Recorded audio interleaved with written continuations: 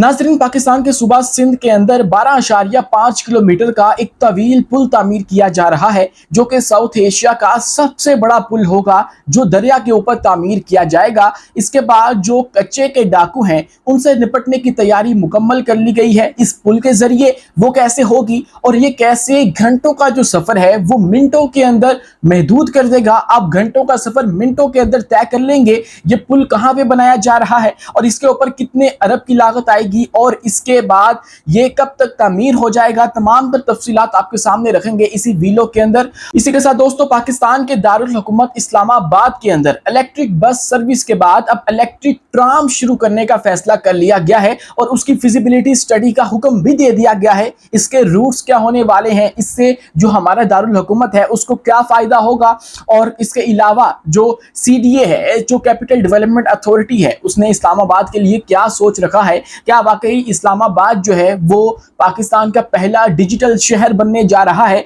इसकी तफसीलात भी आपके सामने रखेंगे इसी वीडियो के अंदर। लेकिन उससे पहले हमारी आपसे दस्तबरदार गुजारिश है कि हमारे इस चैनल को लाइक कीजिए, सब्सक्राइब कीजिए और बेल आइकन को लाजमी दबा दीजिए ताकि हर नई आने वाली वीडियो अब तक बर वक्त पहुंच सके।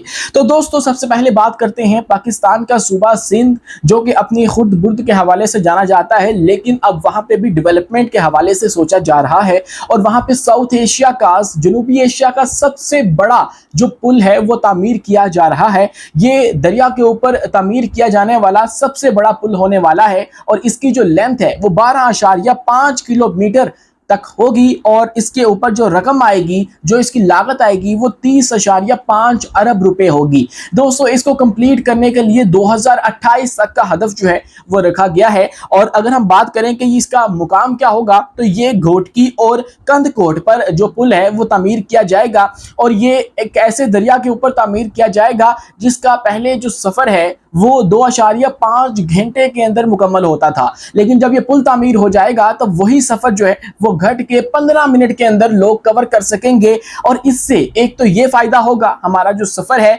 उसके अंदर कमी आएगी, वक्त का जो हमारा ज़िया है वो नहीं होगा। और इसी के साथ जो हमारे पिसमानदा इलाके हैं, दरिया के किनारे आबाद हैं, जिसके अंदर कच्चे का इलाका भी आता है, जो कि अपने डाकुओं की वजह से मशहूर है, और ऐसे डाकू जिन्होंने पुलिस की एंट्री अपने इलाके के अंदर बंद कर रखी है, यानी कि इतने खतरनाक किस्म के डाकू जो हैं वहां पे पाए जाते हैं, उनसे निपटने के लिए भी ये पुल मदद जो है वो फराहम करेगा। कैसे करेगा?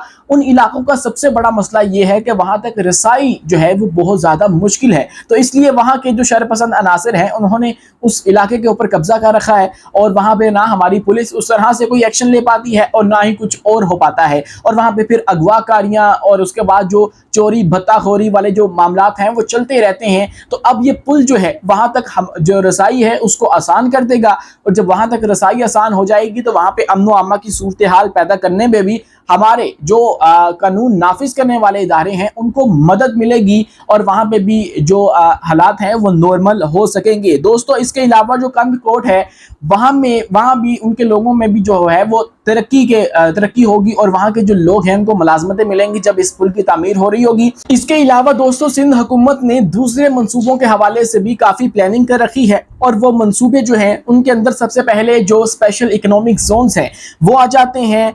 जो सड़कें हैं उनके हवाले से जो तामीर और तरक्की है सोचा जा रहा है, पुलों के हवाले से, स्कूल और अस्पतालों के हवाले से सोचा जा रहा है, और इनके लिए जो कुल रकम मुख्तस की गई है वो 616 अरब रुपए से भी जायद है। अब ये रकम मुख्तस करना ये तो खुशाइंद है, लेकिन सिंध का सबसे बड़ा मसला ये है कि उनके लिए पैसे तो मुख्तस कर दिए जाते हैं, लेकिन वो पैसे जाते कहाँ पे हैं ये पता नहीं लगता। उनकी रकम कहाँ पे खुर्द बुर्द हो जाती है और कहाँ पे वो रकम लगाई जाती है, इस हवाले से आज तक जो शकूक शुबहात हैं वो रहे हैं। तो जब तक इनको दूर नहीं किया जाएगा तब तक ये सिंध के बड़े बड़े जो प्रोजेक्ट्स हैं ये भी किसी काम नहीं आने वाले हैं और ये भी धरे रह जाएंगे। तो इस हवाले से भी सोचना चाहिए कि ये रकम जो है वो सही जगह पे लगे। अगर ये सबसे बड़ा पुल बनाने का सोचा गया है तो वाकई इस हवाले से जो है वो रकम लगाई जाए, ना कि ये वडेरों के अंदर बांट दी जाए। दोस्तों, अब बात करते हैं हमारे दारुल हुकूमत इस्लामाबाद के अंदर इलेक्ट्रिक बस सर्विस के बाद अब इलेक्ट्रिक ट्राम चलाने का जो फैसला है वो किया गया है,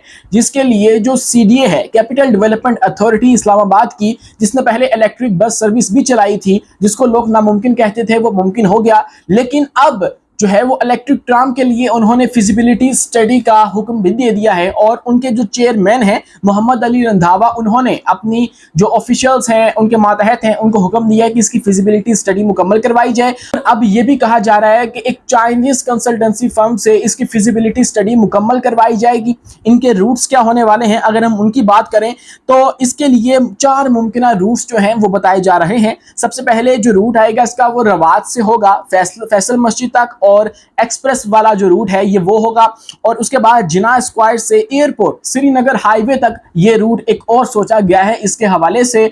और अगर हम इसकी मजीद बात करें तो इसका जो डिज़ाइन है वो ज़्यादा मुसाफिरों की गुंजाइश के हवाले से बनाया जाएगा। ख़वातीन और मजदूर अफराद के लिए सहूलियात शामिल करने की जो हिदायत हैं वो भी दी गई हैं। और एक मीटिंग रखी गई है जो सीडीए की टीम है उनकी और नेशनल रेडियो टेलीकम्युनिकेशन कारपोरेशन के साथ मुलाकात की है, जहां पे सॉफ्ट व्हील इलेक्ट्रिक ट्राम और फीडर बसों पर बात हुई और इस हवाले से सोचा गया। और ये वही कंपनियां हैं जिन्होंने पहले इलेक्ट्रिक बस भी इस्लामाबाद की सड़कों के ऊपर उतारी थी और वहां पे अभी वो रवा दवा है जो कि 4 शहरों को आपस में मिलाती है। पंजाब को दारुल हुकूमत इस्लामाबाद से मिलाती है, जिसके अंदर हसन अब्दाल भी आ जाता है, फतेह जंग भी आ जाता है, चकवाल भी है। और ये तमाम तर जो इलेक्ट्रिक बसें हैं उनकी तादाद 160 के करीब है। तो अब इलेक्ट्रिक ट्राम भी चलाने का फैसला किया गया है और इसके लिए मुमकिन तौर पे चीन से मदद ली जाएगी, क्योंकि चीन की इस हवाले से एक्सपर्टीज है, उनके यहाँ इलेक्ट्रिक ट्राम चलती है। हमारे यहाँ उस तरह से कोई इलेक्ट्रिक ट्राम अभी तक मौजूद नहीं है पूरे मुल्क के अंदर।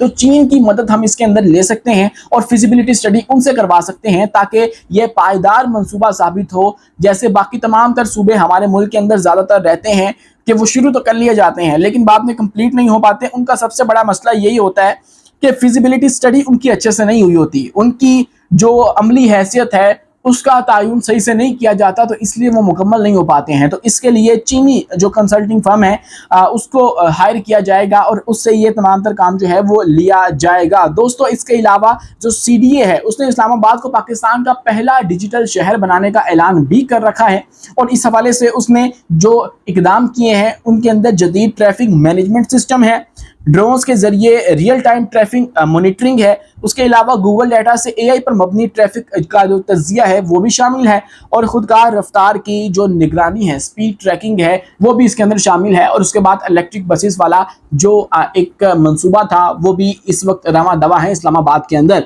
और ये इंतहाई खुशाइन बात है क्योंकि दारुल हुकूमत किसी भी पूरे मुल्क का खाका पेश करता है। अगर आपने अपने पूरी दुनिया के सामने एक तस्वीर देनी है तो आप उसको अपना दारुल हुकूमत देते हैं, क्योंकि कोई भी ऑफिशियल आता है तो वहाँ सबसे पहले आपके दारुल हुकूमत के अंदर आता है, तो वहाँ से वो अपनी एक परसेप्शन लेकर जाता है। तो यही दारुल हुकूमत के अंदर जो तरक्की है वही बताती है कि पूरे मुल्क के अंदर क्या हालात चल रहे हैं। तो इसलिए हमें अपने दारुल हुकूमत के अंदर काम करना चाहिए ताकि हमारे मुल्क का जो इमेज है वो बेहतर हो, और जब इमेज बेहतर होगा तो हमारे मुल्क के अंदर इन्वेस्टमेंट आएगी, और जब इन्वेस्टमेंट आएगी तो हमारे यहाँ पे जो हालात हैं वो भी बदलेंगे और हमारे लोगों को कुछ इससे फ़ायदा हो सकेगा। आप इस बारे में क्या सोचते हैं कमेंट सेक्शन में अपनी राय से आगाह लाजमी कीजिएगा, और वीडियो पसंद आने की ज़रूरत में हमारे चैनल को लाइक कीजिए, सब्सक्राइब कीजिए और बेल आइकन को लाजमी दबाइए ताकि हर नई आने वाली वीडियो आप तक बर वक्त पहुँच सके। शुक्रिया, अल्लाह हाफिज़।